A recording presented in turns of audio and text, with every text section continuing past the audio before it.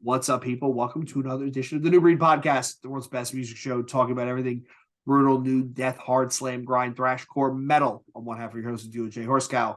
My other half, the other half of a hosting duo, Notorious Tim Anderson Jr. Tim, how's it going? Great. Feeling good. Right, we're all feeling good. We're drinking beers. We got Monarch Heavy, Gazintas, double IPAs. Everything's going great. So, what are we talking about this week? This week, we're going to talk about did grunge kill nu metal? Right? So did grunge kill did nu metal kill grunge? I got that backwards. Yeah. Jesus. That would have been kind of interesting if it was the other way, right? Time going backwards. Did nu metal kill grunge? And I think the underlying theme of this episode is going to be we would hope that our younger listeners and younger watchers pick up on the fact that this is all cyclical and everything goes in, it's on one giant wheel, coming around, going around, coming around, and going around. And you're going to see trends pop back up over time. Everything has its day in the sun, and then the hope is it peaks, and then it goes back and it rumbles below the surface, then it peaks again. Much like how nu metal is today. And grunge. Yeah, yes. 2 words. October Drift. I fucking love that album. All right, so Tim, let's talk about grunge. Let's talk about, so off the top of your head, totally unprepared. If I had to say Tim Anderson Jr., give me the big four of grunge, who is it? Well, I guess you could say Soundgarden, right? Or no. Well, yeah. All right, Soundgarden, right? They're a grunge band. I think they're a grunge band. Alice in Chains. Okay. Would you say Nirvana? Yep. Number 4 in grunge. There's only one choice. Who?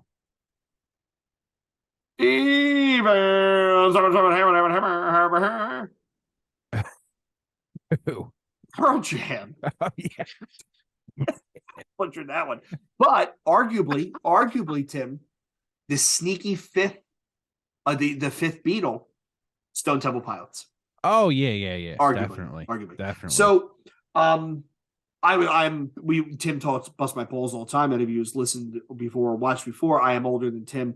I remember when this was a thing.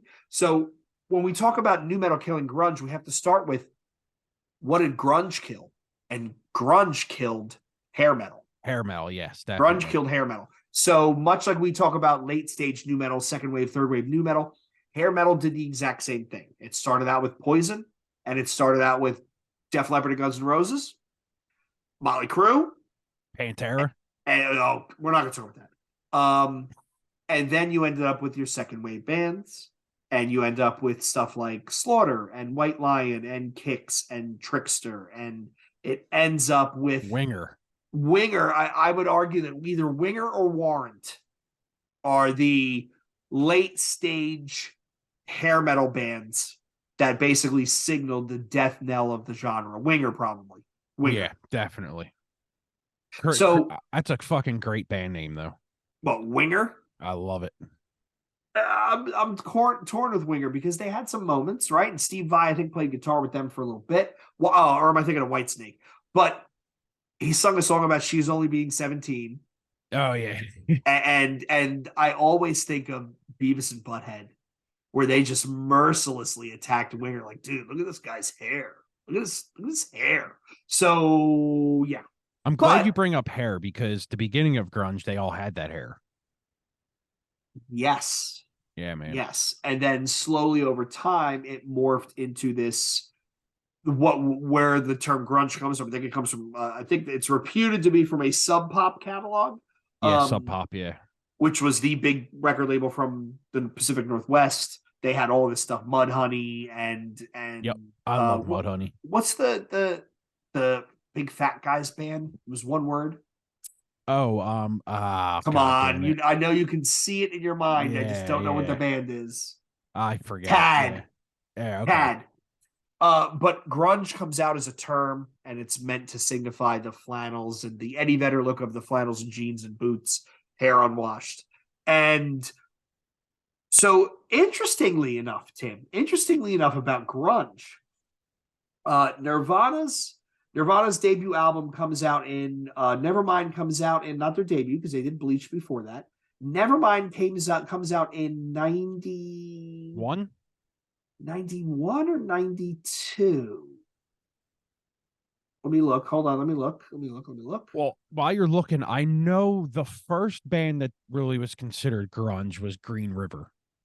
Yes. Yes. That was that I think that was that sub that was a sub pop band Sub Pop. Yep. because that's basically where the term came from. Because when you listen to Green River, it's like it doesn't sound like the grunge you would hear 5 years later, though. Right. It's Right. hard to describe that band. It was Green River was Pearl Jam, Mudhoney, What was the other Temple of the band? Dog. Temple of the Dog. Yeah. Mother Love Bone. Yeah. Yep. It was of all them dudes who obviously went into Pearl Jam and all that kind of shit. Well, obviously because they were Pearl Jam members, but shit like that. So they So were big bands came out of that band. so here's where I was thinking of. So Nirvana comes out in 91. Yeah. The Alice in Chains EP came out before that. Oh, what the fuck's that called again? Was it Facelift? Yeah, Facelift. Great That fucking record. that came out before that. So that Wow. means that if you're looking at the timeline of grunge releases, Facelift was out before Nevermind. Yeah. Wow. So we have You know, Facelift comes out, and then you have Nevermind. Go on, Tim. it's funny. Most of these bands too, when you see interviews, they're like they hate the term grunge. It's weird because in nu metal, a lot of It's bands like new hated the metal. nu metal term. Yeah. Everybody hates to be labeled because they think they're doing something different, which is not tied to whatever else. Or my cats is trying to climb up something they shouldn't. They all hate the label it's applied to them because in their minds they're not doing that, they're doing something else. Yeah. So let's replay the scene at the time, right? So it's 1992. In 1992, Jay is a freshman in high school, and Nevermind comes out, and it blows everybody out of the fucking water. And I think a big part of it, Tim, I think you would agree, is The attitude. the attitude, MTV. Yeah. And the MTV. distorted guitars that were Because loud and that video was all over MTV. It literally killed hair metal overnight. It blew up oh yeah. into this ginormous thing. And that right there, that reset the tone for everything. Everything. I mean, because before Nevermind, it was Bleach, right? Yes. And Yes. I remember Which is Bleach good. it's a good record, but I don't know why. Because the record's good and it has a lot of like songs you could consider hits if you really Mm-hmm. think about it now. But what makes Nevermind blow up so much? Because Grohl wasn't in on Bleach, was he? No, I don't think so. And Grohl wasn't really known back then because he didn't do Foo Fighters till after Nirvana. So I wonder what made that record so big. I think it was just Tim, you and I, we've talked about this. It was the changing of the guard. It just happened to hit at the right time, right? And we'll tie it to nu metal, right? Korn just happened to hit at the right time. They put out the album and they toured, and it got to the point where, oh, well, it's pretty good, pretty different. We should check this out. Yeah, I mean, you can't really say like, oh, the whole him using the distortion pedal, the iconic orange distortion pedal, because bands before that, Pantera put out Vulgar or Far Beyond in what 91 too, right? Vulgar was 92, early 92. Okay, so around that time, Yeah, well, bands were doing that shit. I so. always joke that in my high school, 97% of the kids in my high school, the guys, all went out and bought Pearl Jam's 10 and Nirvana. And I went out and I had Nirvana, but I was way more interested in Vulgar Display of Power.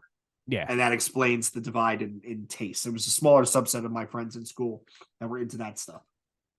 Yeah, I mean, if you think about it, though, maybe grunge and the modern, at that time, what you would call modern American metal pretty much kills, the hair metal and stuff. Because back then you had also had other bands coming out in that were as heavy as Pantera. Yeah, but it's also interesting. So we can talk about how, so grunge becomes this thing, nu metal kills it off. At the same time, grunge kills off hair metal, but at thrash was all but stagnant at that point, right? Like, I mean, Cannibal Corpse, Metallica. Metallica was doing their thing, and they were getting ready. They were the blackout. Oh Oh yeah, yeah, shit! Black. Yeah, I forgot that came But you out right have around like then. you have Cannibal Corpse's recording, and Sepultura is still around. Obituary Yeah. was around. Anthrax, all those bands were around, but they just weren't. They weren't getting the attention, maybe because they were too far outside of the mainstream. And Well, if yeah, you go that whole back, Florida scene. Yeah. yeah, the Mara Sound scene. Yeah, there you go. And if you go back and listen to Nevermind, it's abrasive, but not so abrasive that you can't put it on the radio. No, I mean, there's Like songs that's like, another you album know, that, right, 10 songs. I mean, shit. I mean, let's talk about it. So if we had to talk about the songs on that album, the track listing, you ready? Here we go. It's Smells Like Teen Spirit, biggest hit ever. single. In Bloom, Great single. song. Come As You Are, single. Single. Breed, single quality. Lithium, single quality, right? And by single, I mean these are all songs that could be singles. Yeah. Polly, maybe. Territorial Pissings, Great song. great song, but not a single. And then we have Drain You, Lounge Act, Stay Away, On a Plane, Something in the Way. And then Endless Nameless. Out of the 13 songs on that album, 11 of them, I would argue, could have been turned into singles. I mean, Absolutely. that was a monster. And that wave just washed hair metal away, right? Warrant went away overnight. Oh yeah. Warrant went away overnight. I mean, and then Guns N' Roses went to Use Your Illusion, which was what year was Use Your Illusion? That was 90. Geez, that was 92 or 93? Yeah, was it 92 or 93? Because Use Your Illusion 1 and 2. 91. 91. Wow. Both of them. Yep. Oh, because did they release both of them at once? Both at the same day. Yep. Wow. But yeah, so you go from Appetite, which was more on the hair metal side, if you really think about it. It had grungy songs on it, but Use Your Illusion is super like heavier. If you like Get in the Ring and shit like that, great fucking songs. But at the same time, Guns N' Roses was more of like a bluesy band as well. Yeah, well, it's because Slash. That's Slash. Yeah, there's a lot. Playing. Yeah, him blues riffs, man, are fucking amazing to this I'm day. looking at this track listing.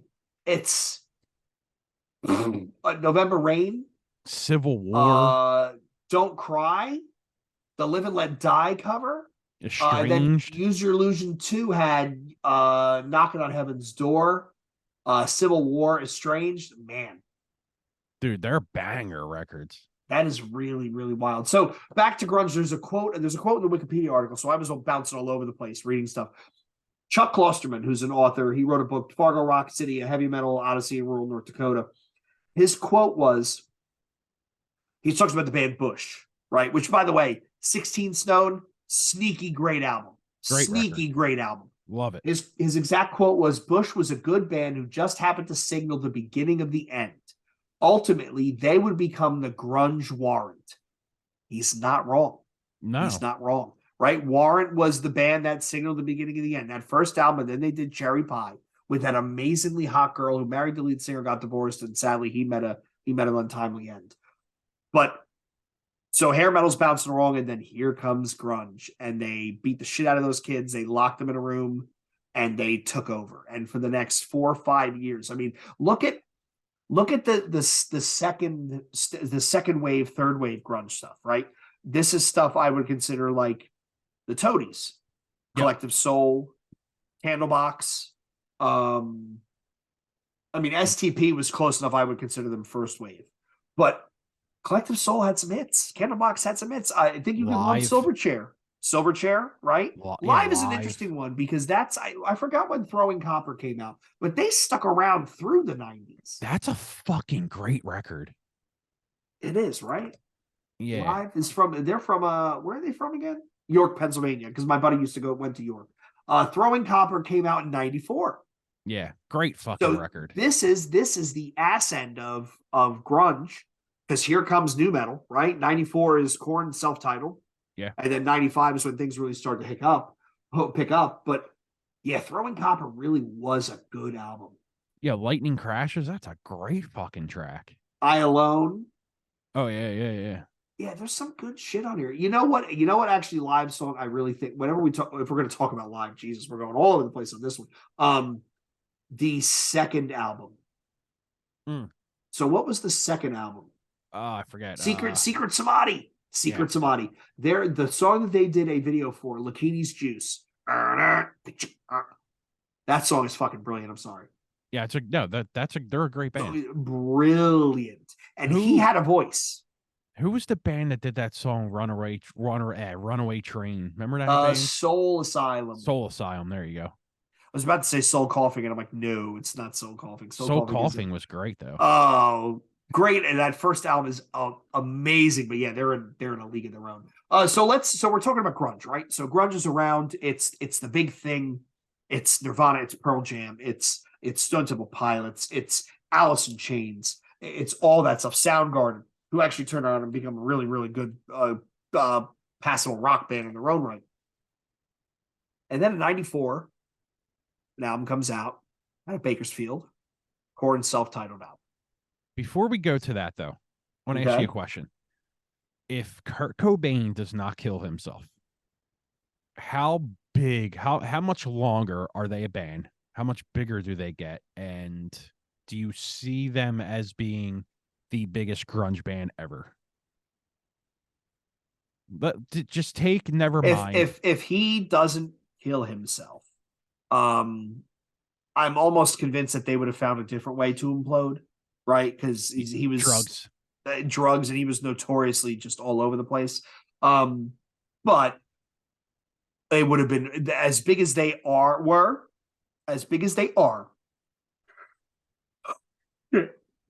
They would have been massive on a scale that's almost incomprehensible, because they had so much behind them, right? The whole story behind In Utero, where they recorded Butch Vig and then they ditched him and they went to somebody else. Like, I'm telling you, man, they would have been massive. They would have been massive if they didn't find a different way to implode. And my second of three questions: does Dave Grohl get as big as he is now? If Nirvana continues, does Foo Fighters ever come along? No. Yes, but as a side project. Okay. It comes along as a side project, which that first Foo Fighters record is amazing. It's great. Yeah. Amazing. You get deep into the B-side of that album, and there are fucking tracks. Yeah, tracks. He's an amazing musician. But and he seems like a genuinely nice guy. Like, he seems like a genuinely nice guy. I'm sorry, I have 4 questions. Number 3, if Lane Staley doesn't kill himself. Well, he didn't really kill himself. He overdosed. He drove himself to death with the drugs. Yeah. How big are they? So if Kurt and him are alive, they're going to be fighting for the biggest grunge band ever, right? Yeah. If you ask me, though, I think if Alice in Chains stays, I think they go in a route where it's not grungy anymore. I think they go to like a straight rock radio band, and they would have ended up being. So let's say that Alice in Chains does a third album or fourth album with Lane, and Nirvana does a third album with Kurt.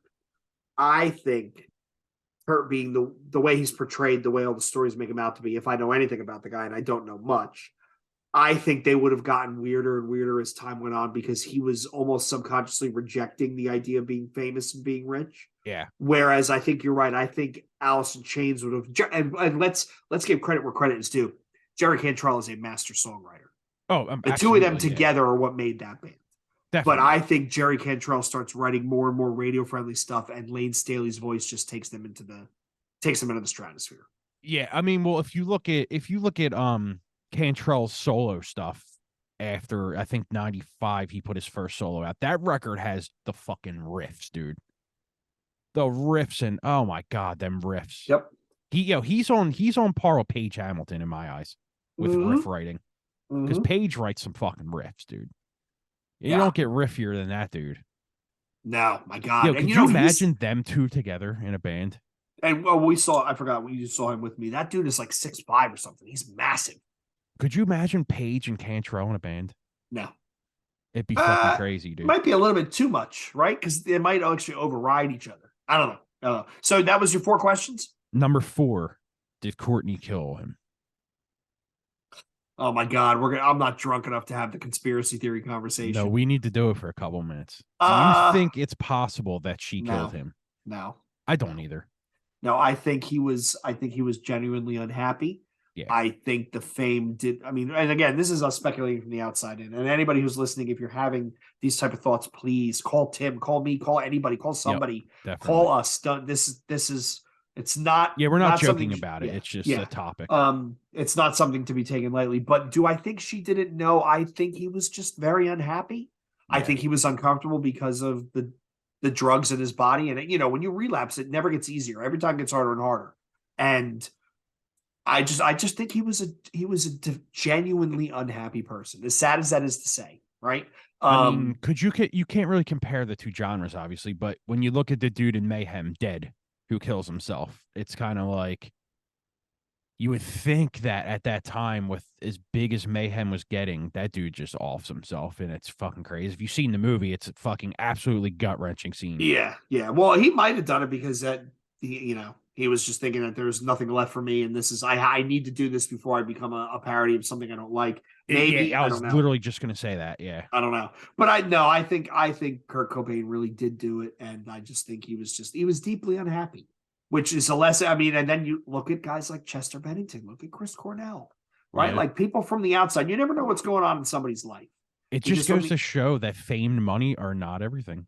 no, I mean, Biggie said you get more money, you got more problems. He wasn't lying. Yeah, The dude wasn't lying. But no, I don't think Courtney did it. I do think they would have gotten bigger and weirder. But their fan base never would have given up. I think they would have been one of those bands where they refused to play the first album because they played it enough. yeah, yeah, You know how like they get some bands like, yeah, Jane says no, yeah, we're not. Shout out to Bob Meadows. Um, I just think they would be one of those things where they go, no, I don't care what the fans want to hear. We're not going to play it. We're done with it. yeah. Absolutely. It's And kind I of like do, but I Corn when they don't want to do the self title anymore. yeah. But conversely, I do think Alice in Chains gets bigger and bigger and bigger and just goes through the stratosphere. But All yeah, right. I mean, Before this episode is 8 hours long, let's go into new metal. okay. Now that we're reminiscing about grunge and all that. So new metal arguably starts in your proto stuff is 80s, early 90s, stuff like Jane's Addiction, stuff like Fishbone, Faith No More, uh all that stuff. Primus. Primus, Suicidal, Nine Inch Nails, Mr. Bungle, all that sort of stuff. The first album is 94's Korn self-titled. That is the album that comes out that's like that's it. I Overnight. mean, You would think Overnight it kills grunge though? no, Me either. no, because remember, so 94 is Korn. 94 is also the first Bush album. That's true. Yeah, that's right. Yeah. So the death knell for grunge is coming out at this time, and then you have so Korn's album comes out in 94. Funnily enough, the POD album, Snuff the Punk, was released earlier. I think that was like, if you're looking at calendars, that was the first new metal album. But in 95, right? So what happens in 95? So the first, funny how Wikipedia calls us out. We got to go in and edit this shit. They call out Sugar Ray releasing Lemonade and Brownies. So most of our listeners are thinking of Sugar Ray, and they're going, Mark McGrath, the guy on E? That song Fly? They were a new metal band on that first album. They were a new Definitely. metal band. But to your point, it doesn't kill grunge outright. But you have Korn in 94. You have the Deftones in 95. Then you have Roots in 96. You have 97 is Coal Chamber, Powerman 5000. Seven Ozfest Dust. starts. Limp Bizkit's in 98. 96 is Life in Peaches, the second Korn album. I would say by 90, the groundswell starts 95 into 96. By Yeah. 97, it's like, we have arrived. Gone. Yeah. We're here. We arrive. Starting with the first touring Ozfest in 97, and then really establishing itself in 98 with we need to do a deep dive on all the bands on that one, just that year, because that was Snot and Soulfly and Ultra Spank and all that stuff. But yeah, this is the I think I so let's say this, Tim. Let me ask you this. Was Ozfest the nail in the coffin for grunge? It's funny you say that. I was literally going to bring that up. Is that what kills it? And I would go ahead and say yeah, because you would think Ozfest with Ozzy being the main culprit of the tour or whatever you want to call it. Yep. Ozzy is more aligned with grunge than he would be with nu metal. Yes. Yes. Not saying Ozzy was a grunge band because obviously he's not. You But ever check out any of his stuff, his solo stuff, Tim? Fan at oh all? yeah, oh hell yeah, dude. Osmosis is a fucking I was banger, dude. just gonna say Osmosis is a fucking great album. Great record. Great album. Absolutely, dude. But you would think that he would have toured and aligned more with a grunge band than a nu metal band. More Bush than Soulfly. Exactly. Why like you would expect to see like Bush on Ozfest and Yeah. not, Union Underground. You know what I mean? Yeah. Yeah. So yeah, I think Ozfest is the killer for it. I think, we're here. This is the new thing. This is, I mean, because you get a whole new thing with your fashion, your hair, the Yep. piercings, the tattoos, you get all Yep. that shit. Grunge, it was basically here's a flannel and some crusty t-shirt. Right. Here's a flannel. Don't wash your hair, grow it long, wear some Doc Marten boots, and you're good. You're good. Yeah. Yeah. Shorts. Basically Eddie Vedder. Eddie Vedder's entire wardrobe was what grunge, the stereotypical grunge outlook look Drink was. 3 bottles of wine on stage a night. Sing stuff that no one knows any fucking clue what you're talking no, about. and it's amazing that he could sing like he could because he sings all crunched over, which is not good for you. I will tell you though, Pearl Jam is incredible live. I've never seen him live. They play for 3 hours straight. They're crazy good live. Interesting. I got to maybe I'll eventually get around to it. But yes, I think Tim, I think we've landed at Ozfest. Is it Ozfest 97 or Ozfest 98? Is it 97? It's 97. 97. So one could argue, I'm going to take that a step further. Did Cold Chamber kill grunge? Maybe. Because Korn was around, everybody else was around. Here comes Dez Fafar with Loco.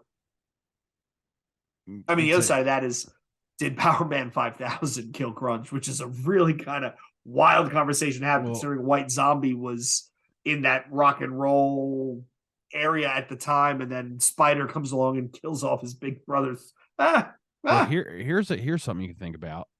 Did Dynamo 95 kill grunge?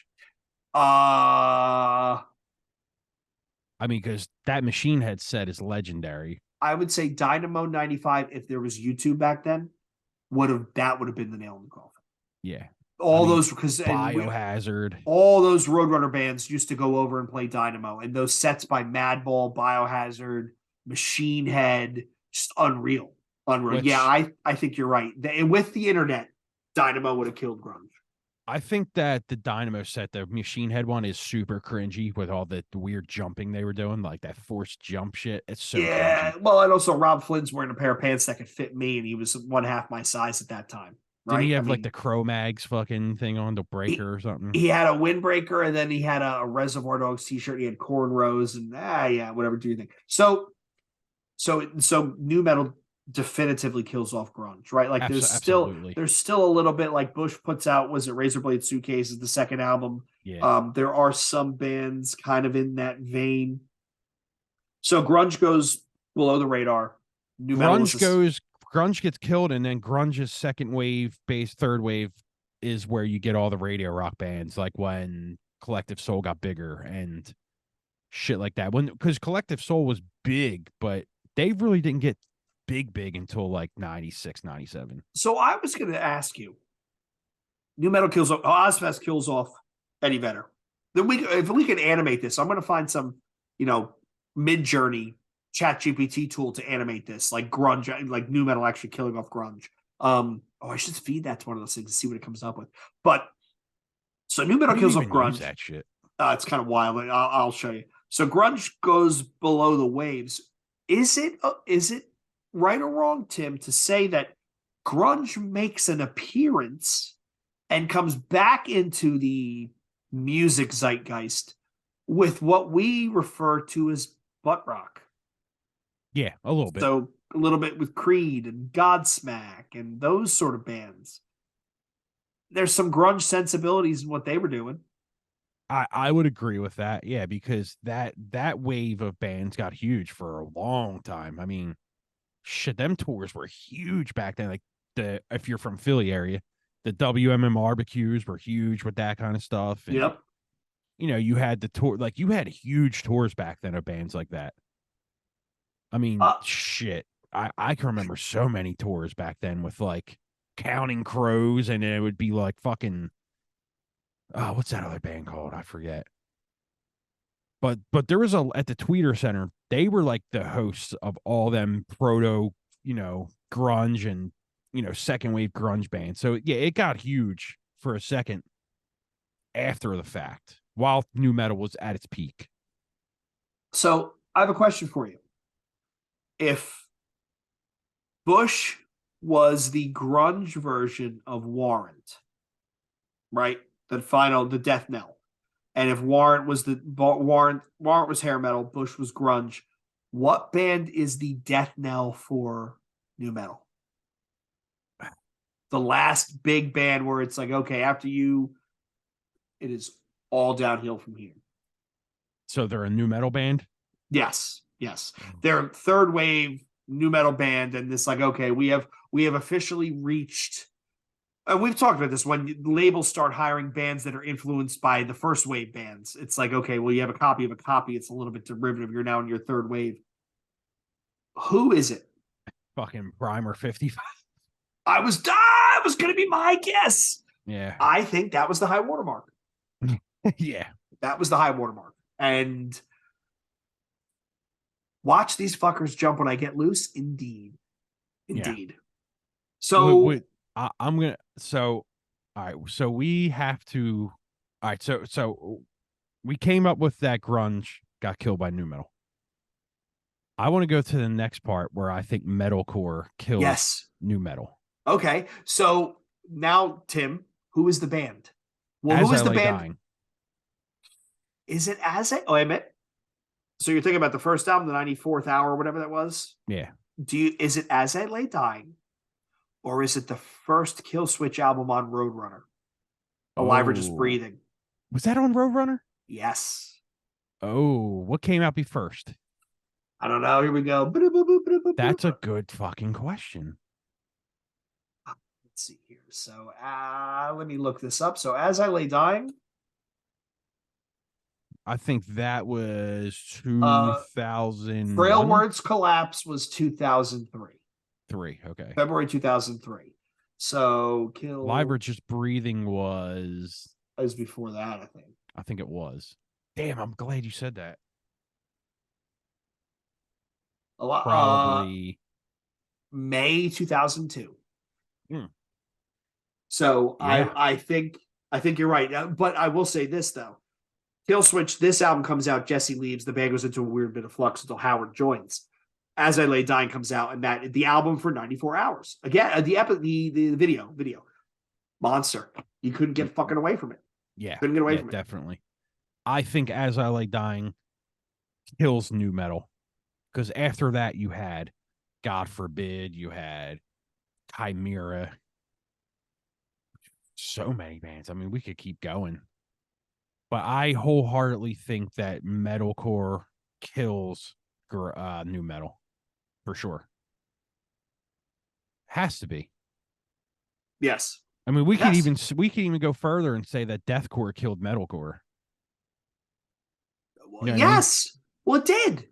It did because you had metal. Whoa, wait a minute. Okay, hold on. Tim, we're gonna have to do like a whole giant history episode here with a timeline and visuals and the whole nine. Yeah, because we're doing this off our heads, so. Does deathcore kill metalcore? I think it does. Well, I would ask you this: so who's the warrant of metalcore? Who is the top, like the last third wave metalcore band where you're like, okay, it's Turtles all the way down after this. It Dies Today, Bleeding Through. We actually have to sit down. Note to self: we have to sit down and map this out. I mean, because Bleeding Through was huge when they first came out. Yeah, they got really big. I mean, they were pretty big up until that first break, I think. But who? I don't know. Like third wave metalcore, shit. There were so many bands, dude. I mean, yeah, like doing this off the top of our heads is crazy hard because it's like you sit there and you can't have dead air while you're thinking. So it's like, But I'm also thinking deathcore came out. It was almost as an offshoot of metalcore, but I think it eventually did kill it, right? Like yeah, because maybe you're right. Because absolutely. maybe it dies today, and then on the heels of that is the first job for a cowboy, Yep. which leads to All Shall Perish and Animosity. And now we're starting to get into the white belt swoop haircut, girls' jeans scene. Chelsea Grin. Yep. Carnifex, right? Yep. And then on the back of that comes what? Off of Deathcore. Is So that what back to kills? So what is kills that back Death? to like is that back to like Outbreak, Guns Up, Have Heart, Foundation, Champion, those bands? Is Melodic it hardcore. hardcore, Yeah. right? Yeah. The Melodic melodic hardcore. hardcore. Yeah. I guess you could say, yeah. That's I, so crazy to think about. I kind of think that runs its course. And then what came after that, Tim? And then you got Metallic hardcore came back with all them bands, Abrasion, shit like that. Yeah. Like Metallic hardcore came back huge in like 16. All the disembodied wannabe bands came back. I would also curious to see where does the At the Gates Meshuggah influence set in, because Well, that's just that's always metalcore. too niche. Yeah, That's just yeah. metalcore in my opinion. Well, you know what? No. You know what? Does Jane Doe kill new metal? Oh, Does Dillinger Escape Plan Calculating Infinity kill new metal? I think you're right. I think Jane Doe kills new metal dead in its fucking tracks. Dude, because how big is that record? How big is it still? You're right, Tim. You're right. Calculating Infinity, Jane Doe, they're landmark releases, man. Both of them. I think you're right. I think Jane Doe grabs all the kids who were aging out of new metal, looking for something, because new metal was the most extreme thing at the time. I do think Killswitch and the metalcore stuff was way more popular, big name, right? Like big name radio label stuff. But I would argue. So this is maybe a different question for a different episode. What are bands that literally defined the genre off one release? And or reinvented a genre of one release, and that's things like um Chaos Knock Fear. knocked loose. That's things like Knock Loose. That's things like Jane Doe, where these Every albums time I come out. die. I what you want to go more recent? I would even say Turnstile, right? Lorna Shore. These Yeah. bands that put out these releases and they quickly become milestones. But so taking us back to grunge, right? So the high watermark of grunge is the band Bush in 90, 93, 94, 95. Korn shows up on the scene soon after, and then grunge is officially put to bed, put to bed by Ozfest 97. Just says, all right, this is the new thing. If you're young and you're looking for something hip, this is where you got to go. And then Jane Doe kills new metal. You also got to think around Jane Doe, you have bands like Behemoth are getting big, Zyklon, shit like that. All them heavy European death metal-y, black metal-y bands. Because back then, that scene got huge, which I kind of think led into deathcore, honestly. Because you had bands that wanted to sound like Behemoth, but then they added mosh. You know what I mean? So Yep. how much does Behemoth come in and do that too? Because when them records were coming out, man, like I forgot what they're called at the present moment, but like that's that fourth Behemoth record when they started getting their shine is fucking huge. That's a great record. We're not talking about of a band that was highly influential, flew below the radar until they didn't anymore. In 2003, Black Dahlia Murder puts out Unhallowed. Oh yeah, Right, and yeah. that was the Gothenburg heavy riffing metalcore, right? Like the stuff from At the Gates, Darkest Hour influenced. All Darkest that out, stuff yeah. starts coming out, right? Shadows Fall, yeah. In yeah. So Jesus bless her. Thank you. Yeah, They were another band. I mean, but we really should sit down with a whiteboard and try and map this out because it really does move in trends. It's almost like if you've ever read anything about like S curves and how trends develop where they cross the chasm and they take off, and while they're at the top, there's something boiling right below it that eventually is going to come up and usurp it. So Yeah, yeah. you know what? I'm going to actually draw the visuals and I'll send you a copy and let's pencil in. Let's go. We'll start with. I guess we can start with hair metal. What was before hair metal? Oh well, you had hair metal would be before that. It was Sabbath was huge. Van What Halen, was the big thing before hair metal? Van Halen, Yeah, 80s. I mean, 80s 80s music. rock. It was Yeah, 80s music, right? Which is 10 years of one hit wonders. yeah. I mean, I don't want to. It's hard to say. Yeah, I'd really have to do some diving with that, but I definitely think we're going to sit here and talk about what band is the death knell, and then what band kills it off. Okay. So before we go, all right, the year is 2017. All of a sudden, you get the huge renaissance of pop punk. You get the huge renaissance of metallic hardcore. You know, all the bands that want to sound like Disembodied. Then you start getting the nu metal again, and you start getting the grunge again. So it's all pretty much running in circles here because it's 2023 now. It's April 19th of 2023 right now. What are the three biggest genres in heavy music right now? In my opinion, it's deathcore. It's deathcore. It's nu metal. The nu metal revival. Yeah. The nu metal revival and grunge. Everybody is either grunge, a form of nu metal, or deathcore right now. Yeah, and that puts like the extreme metal off on its side, hardcore's off on its side because they're their own things. But yeah, I mean, hardcore is bringing back the Youth Crew sound, but heavier. If you think about it. Yeah, yeah. So right now, I mean, you would think, what's the next big thing to hit now?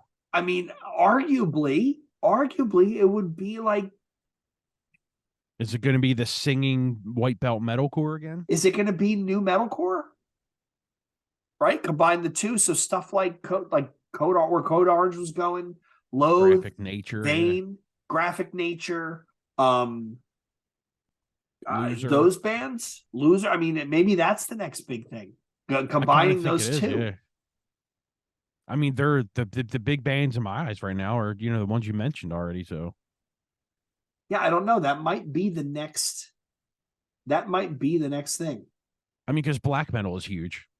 Death metal is you know what? No, I'm gonna go back on that. Death metal is fucking huge right now. Frozen Soul, Undeath, all that shit. Yeah, you're right. The new wave of American death metal. Yeah.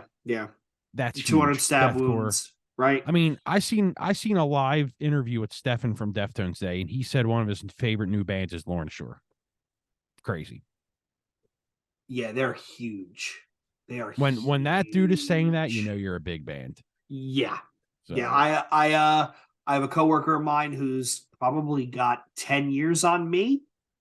He just went last night to see Mastodon Gojira, and Lorna Shore was the opener. And I was joking with him, like, make sure you get there early for Lorna Shore. He's like, I'm not getting there. I don't want to. He actually sent me a clip of them playing. And he said, I got to admit, it's not my thing, but they're good at what they do. Yeah. That is the sign of a band that's on the ascension. Definitely. But I do think maybe it is some new metalcore. I mean, but then again, we've had this conversation. Loathe has had 2 albums. Bane's had 2 albums. Code Orange said a whole bunch. The newest single sounded kind of like Power Man 5000. I think if those 3 bands all hit home runs on the next album cycle, it's going to be new metalcore has arrived. I would agree. I definitely think it is. But you're right. The whole grunge revival with stuff like Fleshwater and stuff like Eyeball and stuff like Narrowhead and again October Drift. And you're right. That's something that's definitely popping right now. It's definitely popping.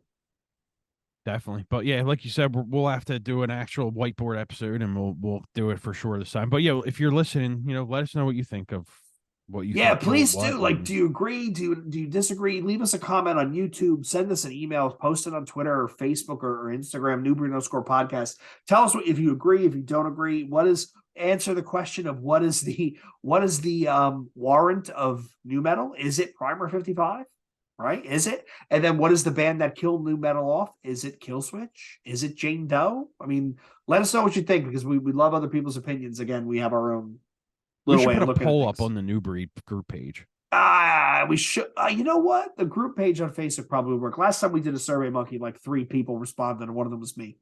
Yeah, that was like 3 years ago, though. So yeah. This is true. This is true. All right. So, hope you enjoyed the episode. Hope it was an interesting conversation to listen to. I hope you were probably yelling at your computer or yelling at your radio because you disagreed with us, which is great because that's user interaction.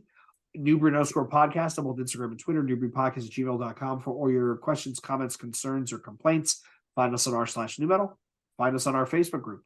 And until next time, this is a Newbury Podcast saying, peace. later.